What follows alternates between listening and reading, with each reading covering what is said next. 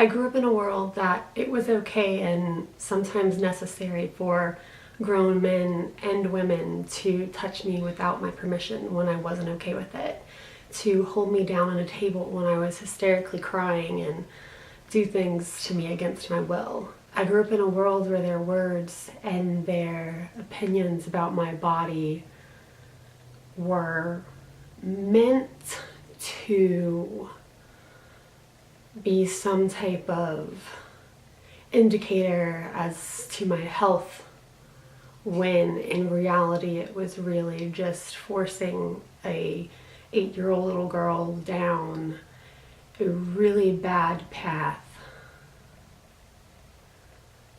that it would take her the rest of her life to try to get past. I've got cystic fibrosis. Growing up, I kind of really thought my scars were cool. I mean, the only one that I ever really had a problem with was the one on my stomach, but I eventually grew to love that one, and I kind of only hated it because I was scared it would pop open and like my stuffing would come out, like from Rugrats whenever Tommy, scratched his finger and the stuffing came out. So like that was my only issue with that, and that's just because of my brain.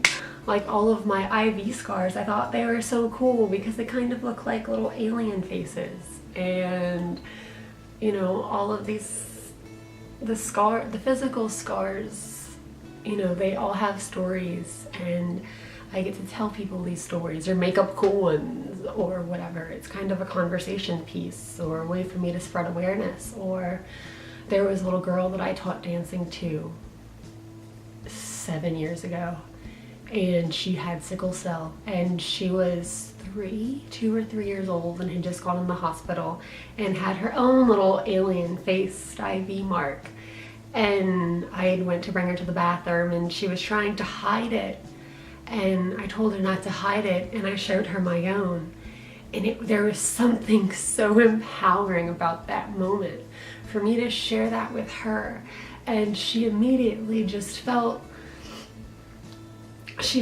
happy and accepted, and the look on her face, she didn't feel like she was alone, because she was this little girl that was scared and didn't want the other girls to know something was wrong with her. And so I got to sit there and be like, it's okay, like I have these too, and you're gonna be okay. Growing up, I was ashamed of my body. I was ashamed of the way that I looked. I was ashamed of, there were times that I was disgusted by myself. The things that the doctors or nurses would say about my body, not the way that it functioned or my lung functions or whatever bacteria I was growing. It was about my weight and how disgusting I looked and how skinny I was and all of these things that I needed to do that even though I was doing, it wasn't helping. So then it got to the point of why even try?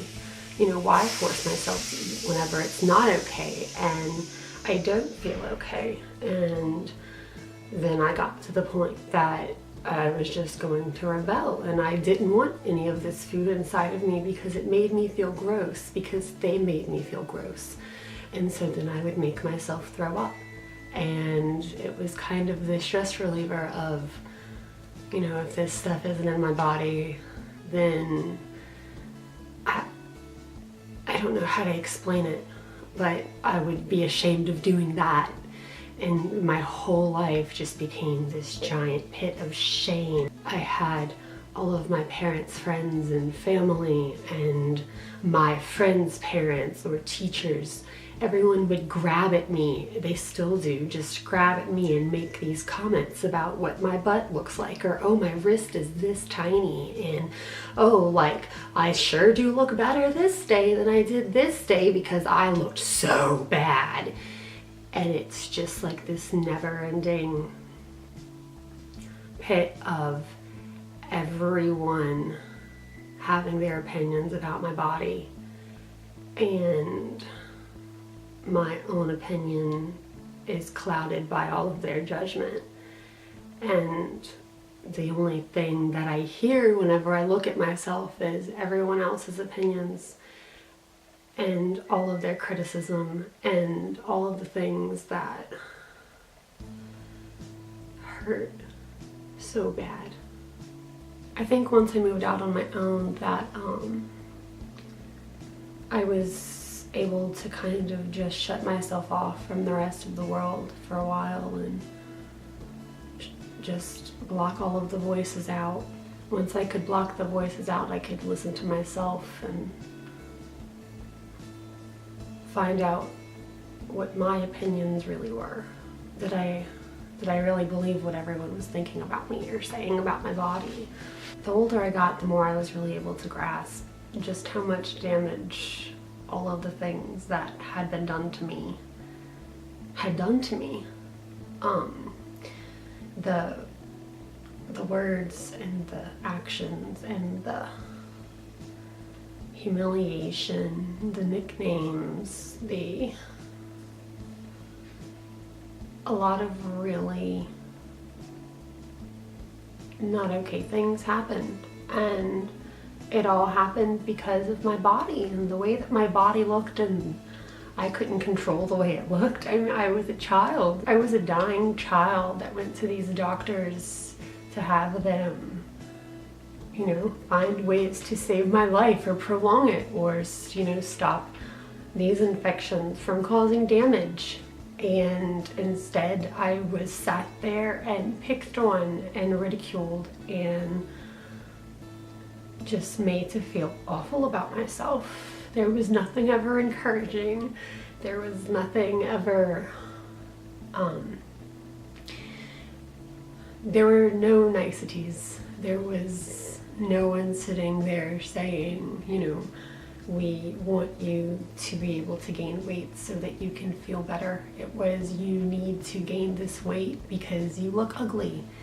And you need to gain this weight because why do you want these bones poking out? People are gonna make fun of you, and they are making fun of you. And like, something's wrong with you because I can do this to your wrist. Like, it's, why do you just want to be bones? And I didn't. I mean, there have been so many times that I've gone into a dressing room to try on swimsuits or jeans and just hysterically broke down crying because I hated the way that my body looked. Or I could find all of these things that I didn't see wrong, but I knew other people would see wrong, and I would just try to find any piece of clothing possible that maybe would hide something so I didn't have to hear about it.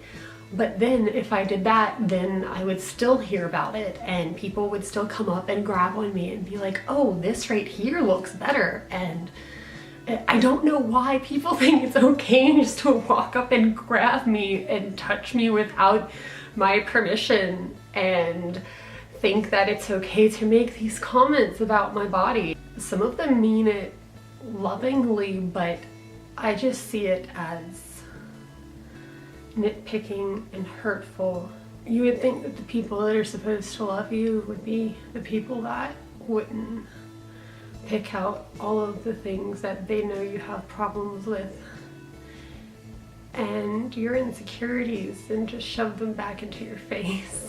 Since I've gotten older, I know my body more, and I know what makes me comfortable and what makes me uncomfortable, and I know what I'm comfortable with looking like. If you've seen what I wear the majority of the time, you know that I am hella more comfortable with my body than I used to be. I've had to grow a really thick skin, and because of that, I kind of have no body shame anymore. I don't really care who sees my body or what they have to say about it, because at the end of the day, I know my truth, and I know how hard I work for my body, and I'm proud of it. The thing that I'm struggling with most right now in my body acceptance is I can't accept that my body has mucus that tastes this awful, because whew, it's deadly. All the puns intended, maybe. At the end of the day, all you can do is be appreciative for your body. You know, we put it through a lot. and our bodies put themselves through a lot, because it's kind of why we're in this mess to begin with. But really just take care of ourselves the best that we can is all we can do, and that includes our mental state. And just don't listen to the voices, and make your own voice heard, and stand up for yourself and stand up for others that are dealing with the same thing. Because I mean, we can't go through this alone, and you don't go through it alone if you are dealing with it. So I hope you guys were able to get something out of this. I wasn't really intending on kind of tearing up here and there, but this is a topic that really means a lot to me, and it's incredibly close to my heart because it's probably one of the things I've struggled most with my entire life. I could talk about this forever. Leave a comment down below and tell me your story with your own body acceptance and your own struggle with scars and body image. Share any advice that you might have for myself or for other people that are struggling with the same thing. I'm going to leave links down below to all of my personal accounts as well as the channels. Subscribe if you haven't, and I will see you guys next week.